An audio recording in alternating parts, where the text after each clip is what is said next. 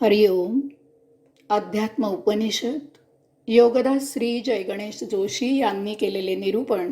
श्लोक क्रमांक 20, भाग 2. निरसनासाठी मंत्र. यास्तव जेव्हा आपल्याला इच्छा, कामना, वासना होतात तेव्हा त्या पूर्ण करण्यासाठी कृती करण्यापूर्वी आपण काही गोष्टी तपासून पाहाव्या लागतात. आपण काही गोष्टींचे निरसन करावे लागते. 1. इच्छा आपल्या नित्य कर्मयोगामधून निर्माण झाल्या आहेत का? तसे असेल तरच त्या आपल्या आहेत. 2. इच्छांच्या पूर्ततेसाठी आपल्याकडे नियतीकडून नैसर्गिकपणे साधने उपलब्ध आहेत का? की आपल्याला अशी साधने मुद्दाम उपलब्ध करावी लागणार आहेत? तसे असेल तर ह्या इच्छा देह मन यांच्या आहेत, आपल्या नाहीत. 3. इच्छेचा आपल्या वर्तमान जीवनाशी काही संबंध आहे का? तसे असेल तरच अशा इच्छा आपल्या असतील. 4. इच्छेचा संबंध भूत भविष्य यांच्याशी असला तर अशा इच्छा आपल्या नाहीत. 5. इच्छा पूर्ततेमधून आपल्याला सुखदुःख होणार असेल तर त्या इच्छा आपल्या नाहीत. 6. इच्छा पूर्ततेमधून आपल्याला आनंद मिळणार असेल तर त्या इच्छा आपल्या आहेत. 7. इच्छा पूर्ततेसाठी आपण इतरांवर अवलंबून आहोत का? तसे असेल तर त्या इच्छा आपल्या नाहीत. ही यादी दीर्घ आहे. सर्व गोष्टी येथे देणे शक्य नाही. थोडे मार्गदर्शन करणे शक्य आहे. तरी अशा प्रकारे आपण विचार करून कृती करावी. यायोगे आपल्या इच्छांचे निरसन होते आणि आपल्याकडून अनावश्यक उपभोग घेतले जात नाहीत. हे असे का होते याचे कारण पुढे सांगितलेले आहे.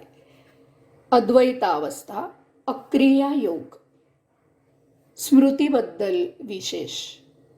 येथे ऋषींनी एक महाअद्भुत आणि महाविलक्षण गोष्ट सांगितलेली आहे.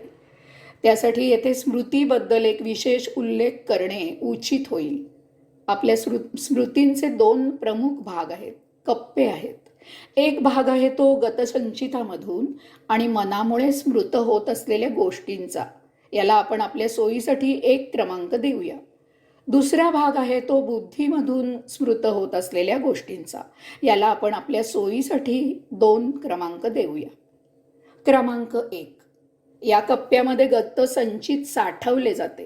अर्थातच यामध्ये आत्मांशाला लपेटून आलेले मागील जन्मांचे अतृप्त इच्छांचे गाठोडे असते. तसेच यातच मागील जन्मी देह सोडताना विलीन झालेले मन असते.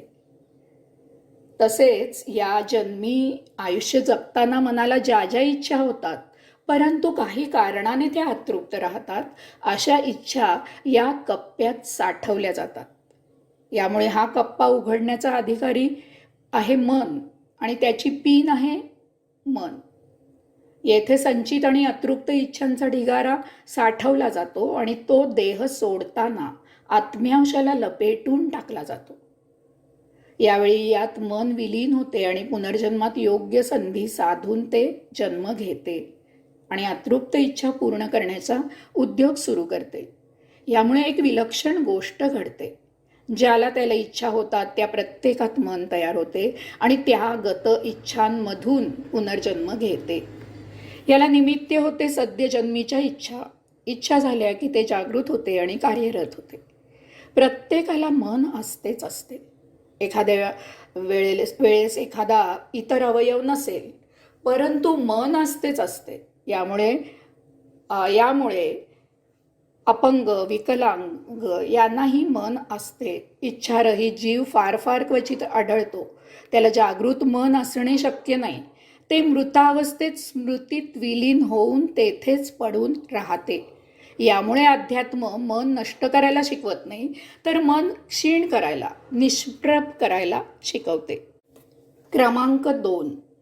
येथे सद्य या जन्मी आपल्या बुद्धीमधून गोष्टी जतन केल्या जातात. या इच्छा नसतात. येथे सर्वसाधारण माहिती साठवली जाते. याचा उपयोग विश्लेषण करण्यासाठी बुद्धी करते. हा कप्पा बुद्धीला उपयुक्त असणाऱ्या गोष्टी साठवण्यासाठी असतो. हे बुद्धीचे कोठार असते. यामुळे हा कप्पा उघडण्याचा अधिकारी बुद्धी असते. याची पिन बुद्धी असते.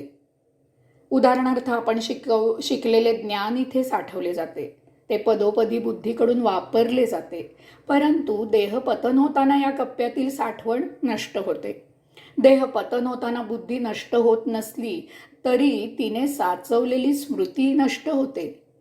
यामुळे या जन्मी जे आपण शिकतो ते आपल्याला पुढील जन्मी आठवत नाही.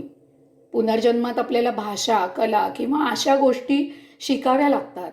आपल्याला ज्या इच्छा नियतीने नैसर्गिकपणे निर्माण केलेल्या परिस्थितीमधून निर्माण झालेल्या असतात त्या सहसा कधीही अतृप्त राहत नाहीत.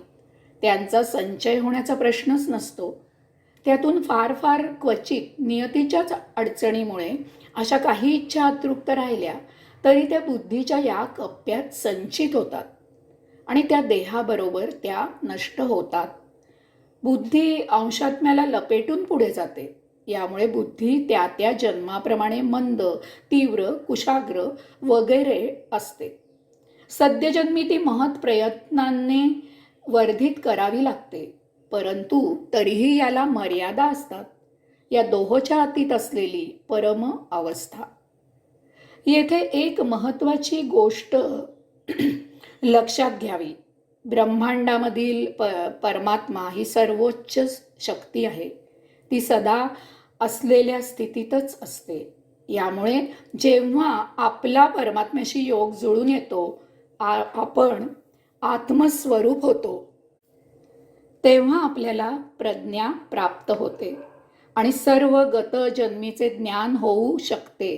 कारण ब्रह्मांडामधील प्रत्येक बारीक सारीक गोष्ट, घटना परमात्म्यासाठी वर्तमानातच असते. तेथे गत असे काहीही नसते. काळ हा फक्त काळ असतो. ब्रह्मांडात भूत भविष्य असे काहीही नाही. जे आहे ते फक्त वर्तमानच आहे. त्यामुळे याला वर्तमान असेही म्हणण्याचे कारण नाही. येथे फक्त काळ आहे, कारण येथे काहीही निर्माण होत नाही आणि त्यामुळे येथे काहीही नष्टही होत नाही.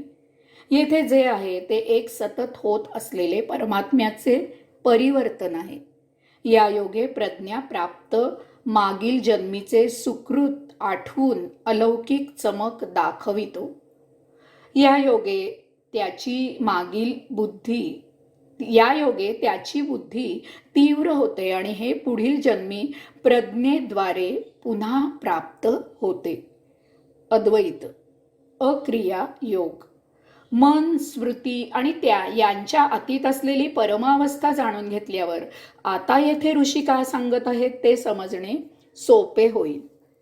ऋषी सांगतात की स्वतःकडूनच स्वतःवर भौतिक वस्तू जगताचा आभास आरोपित केला जातो.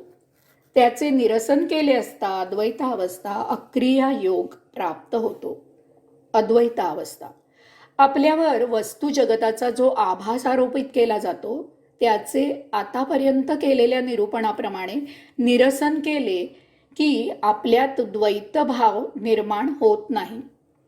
कारण द्वैतभाव निर्माण करणारे मन आणि स्मृती क्षीण, निष्प्रभ होतात. कारण आपण प्रत्येक कृती, घटना ज्ञानयोगाने जाणतो. उदाहरणार्थ, समजा आपल्याला एक नवीन कपडा शिवायचा आहे. त्याचा उपयोग देहाचे थंडीपासून रक्षण व्हावे असा आहे. हा आहे. आता येथे त्या कपड्याचा रंग, त्यावरील नक्षीकाम, त्याची शिवलेली पद्धत इत्यादी गोष्टी आपल्यासाठी गौण होतील. आपल्यात आवड निवड निर्माण होणार नाही. हा घेऊ की तो घेऊ अशी चिकित्सा करत निवड करून घेऊन झाल्यावर उरलेले न घेतलेले संचित करणारे मन तेथे नसल्यामुळे आपण समोर असेल तो कपडा खरेदी करू. यात संचित निर्माण होणार नाही. या संबंधी गत असलेले संचितही नष्ट होईल. कारण आता आपण या आवडीनिवडीमधून कायम करता दूर होऊ. यालाच आध्यात्मिक प्रगल्भता असे म्हणतात. अक्रिया योग. आपल्यावर वस्तू जगताचा जो आभास आरोपित केला जातो त्याचे आतापर्यंत केलेल्या निरूपणाप्रमाणे निरसन केले की आपल्यात अक्रिया योग निर्माण होतो. कारण क्रियेत रस, चव निर्माण करणारे मन आणि स्मृती क्षीण, निष्प्रभ होतात. कारण आपण प्रत्येक कृती, घटना ज्ञानयोगाने जाणतो. अक्रिया योग म्हणजे आपण जी क्रिया करत आहोत, जो कर्मयोग करत आहोत, तो करत असताना आपण तो करत आहोत हा भाव नसणे, त्यापासून काही मिळवण्याची भावना नसणे, त्याचे श्रेय घेण्याची इच्छा नसणे, त्यात रस नसणे, त्याची चव नसणे, त्यातील यश अपयश याबद्दल उदास वृत्ती असणे, इत्यादी इत्यादी. आणि तरीही ते काम उत्कृष्ट करणे, त्या कामात आपली बुद्धी शक्ती देहादी इंद्रिये पणाला लावून काम पूर्ण करणे, ते काम होईपर्यंत त्यासाठी पूर्ण ताकदीने त्यात स्वतःला झोकून देणे, इत्यादी इत्यादी. आणि सर्वात शेवटी फार फार महत्त्वाचे म्हणजे ते काम पूर्ण झाल्यावर इदम न मम या वृत्तीने तेथून दूर होणे. अशा प्रकारे आपले वर्तन झाले की त्यापासून संचित निर्माण होत नाही, गतसंचित नष्ट होते. यालाच आध्यात्मिक प्रगल्भता असे म्हणतात. साक्षात्कार. अशा प्रकारे अद्वैतावस्था आणि अक्रिया योग प्राप्त झाल्यावर काय होते ते ऋषी श्लोकाच्या शेवटी सांगत आहेत. ऋषी सांगतात की या योगे आपण स्वतः परम आत्मब्रह्म आहोत हा साक्षात्कार होतो. अद्वैतावस्था आणि अक्रिया योग प्राप्त झाल्यामुळे आपण नियतीकडून नैसर्गिकपणे जे प्राप्त झालेले आहे त्याप्रमाणे आपले जीवन जगत असतो. आपल्याला यापेक्षा जास्त कशाचीही इच्छा होत नाही. तसेच जे मिळालेले आहे त्याचा आपण अव्हेरही करत नाही, कारण हा परमात्म्याचा प्रसाद असतो, तो सेवन करायचा असतो. या योगे आपण आपले संचित संपवण्यासाठी आणि त्यात भर होऊ नये यासाठी नेमके जे आचरण करायला हवे तसेच आचरण करतो. याचा प्रसाद म्हणून आपण संचितामधून मुक्त होतो. अशा प्रकारे आपण आत्मसन्निध होतो. या यथाकाळी आपल्याला ते दर्शन होते. आपल्याला जाण येते की आपण स्वतः त्या परम आत्म्याचाच अंश आहोत. हाच साक्षात्कार असतो. हरिओम.